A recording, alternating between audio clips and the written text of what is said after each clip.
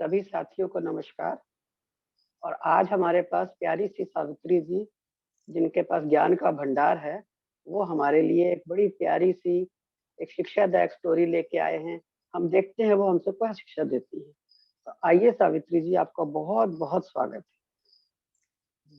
सभी ध्यानियों को आत्मवंदन। मैं एक छोटी सी स्टोरी लेके आई हूँ, शिक्षाप्रद है।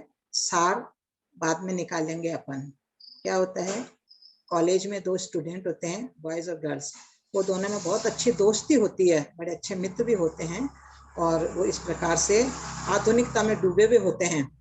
तो वो कॉलेज पीरियड नहीं होता, उस वक्त दोनों अपनी बाइक लेके और निकल जाते हैं। तो सामने क्या होता है, एक पान वाले की, सिगरेट वाले की, इनकी छोटी सी थड़ी होती है, वहां पे वो दोनों पहुंच जाते हैं। वहां पहुंच जाते तो एक अवधूत स्थिति वाले बैठे हैं, जो अपने ही आत्मरमण में, जो अपने में, अपने स्व में वो अपने मस्त हैं। कभी हंसते हैं, कभी मुस्कुराते हैं, और इस प्रकार से वो बैठे हैं। उधर क्या होता है कि वो दोनों आते हैं और दोनों उसको बोलते हैं कि हमको एक एक सिगरेट दो। और वो बाइक के सहारा लेके दोनों जने और सिगरेट पीते हैं। सिगरेट पीते हैं तो वो जो महाशय होते हैं, वो अवधूत जो होते हैं, वो अपनी मस्ती में कभी हंसते हैं, कभी करते हैं। तो उस लड़की को लगता है ये मुझे देख के हंस रहे हैं। तो वो क्या करती है, सिगरेट पीते हुए और सिगरेट का धुआं उनके मुंह पे छोड़ देती है। वो धुआं जब छोड़ती है तो उनको, वो अपनी मस्ती में, उनको हंसी भी आती है। हंसी आती है तो वो देखती है कि मुझे पे हंस रहा है, तो अपने बॉयफ्रेंड से बोलती है कि देख कितना ये आदमी है और मुझ पे ना हंस रहा है, तुम देख रहे हो इसको। तो वो उस बात पे ध्यान नहीं देता है, मगर और वो अपने हंसते हैं। वो क्या करते हैं कि जब वो हंसते हैं तो उसको अच्छा नहीं लगता है, तो वो धुआं छोड़ती है, तो मगर वो अपने आप में हंस के और कहते हैं कि भगवान, इसको मन ही मन में कहते हैं कि माफ करना। उसके बाद में क्या होता है कि वो लोग दोनों उससे पान मांगते हैं। पान अपना मुंह में चबाने लगते हैं। वो बड़ी उस विचार की होती है, और वो बेचारे अपनी मस्ती में हंस रहे हैं, तो वो अपनी पान की जो पीक होती है वो उनके सिर पे थूक देती है। उस पर उनको और थोड़ी जोर की हंसी आती है, तो अपने कहते कि तुम्हें दिख नहीं रहा कैसे इस प्रकार ये इतनी देर होगी मुझ पे हंस रहा है, कुछ नहीं करते। तो वो उसके कहने से वो भी बेवकूफी करता है और उसको, उस अवधूत को 2-3 थप्पड़ मार देता है। और उसके जेब के अंदर एक 10 का नोट ऐसे आधा बाहर अंदर से आता है, उसको लेके उछाल के फेंक देता है। और वो दोनों अपने उठाई बाइक और बड़ी स्पीड से सड़क पे घूमने के हिसाब से निकल जाते हैं। वो देख के बड़ा जोर से हंसता है कि देखो इन्होंने मेरे साथ ऐसा किया। मगर वो हंस रहा है, जब वो हंसेगा ऊपर वाला, क्या उसको ये लोग बर्दाश्त कर लेंगे? तो क्या होता है कि वो स्पीड से चलते हैं, तो उधर से एक छोटा बच्चा अब सा सड़क क्रॉस करता हुआ दौड़ता, पीछे उसकी माँ थी, मगर उस वक्त में वो उसे बाइक की चपेट में आ जाता है बच्चा, और लो लुहान के वहां सड़क पे गिर जाता है। बड़ी भीड़ इकट्ठी हो जाती है। उधर क्या होता है, इस कोलाहल में उस लड़की का भी अब बैलेंस हो जाता है, तो बगल में जो गंदगी का नाला होता है, वो उछल के उस नाले में औंधे मुंह गिरती है। औंधे मुंह गिरती है, वहां एक नुकीला पत्थर सा भी होता है, तो पूरा चेहरा, पूरा आगे पूरा पोर्शन कीचड़ में हो जाता है, और उस पत्थर के सिर में चोट लग के खून भी निकलने लग जाता है।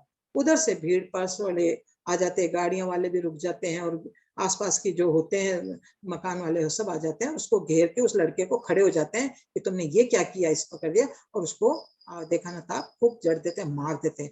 फिर एक समझदार बीच में आता है कि भाई जो हो गया सो हो गया, कोई बात नहीं, मगर ये हो गया सो हो गया, क्या इस बच्चे की ये कंडीशन है, कौन देगा इसका ये? तो उससे बोलते हैं कि इतने रुपए निकाल, और दंड के स्वरूप उससे रुपए लेते हैं, और वो जैसे तैसे पीछा गया। उधर से क्या होता है, वो जो अवधूत, वो जो आत्मरमण कर रहा होता है, वो आता है कि क्या हो गया, आके आके देखता है, अरे क्या हुआ तुम लोगों को, ये कैसे हो गया? तो वो तो उसको और वो लगता है कि जैसे ये तो हमारे जले पे नमक छिड़ने के लिए आ गया। बेटा मैंने कहा था ना कि जब वो हंसने लग जाएगा तो तुमसे सहन नहीं होगा। तुमने मेरे साथ किया, कोई बात नहीं, मैंने तो कोई ध्यान नहीं दिया, मगर उसको सहन नहीं हुआ। देखो कभी इस प्रकार से नहीं करना चाहिए तुम लोगों को। तुमने मेरे मुंह पे धुआं छोड़ा, मगर वो हंस रहा था, मैं देख रहा था उसको।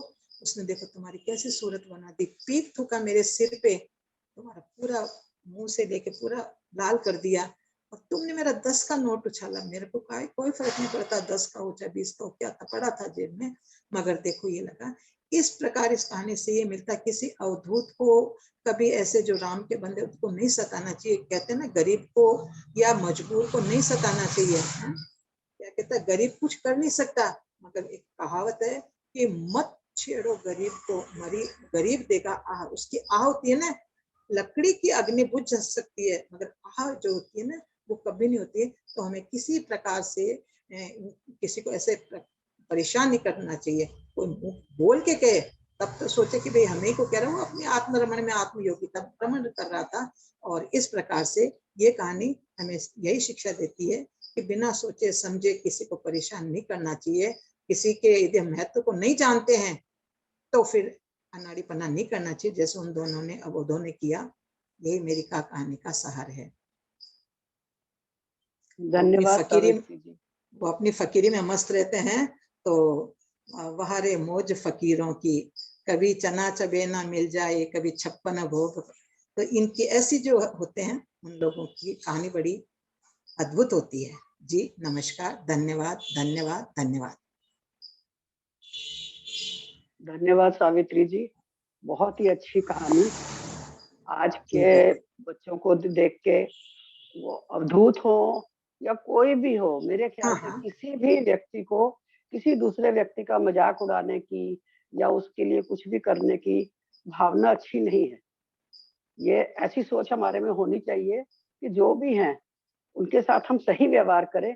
हमारा सही व्यवहार सबसे पहले हमें फायदा पहुंचाता है। ऐसी छोटी छोटी ओछी ओछी बातों को छोड़ देना चाहिए और अच्छी भावना को लेके आगे बढ़ना चाहिए।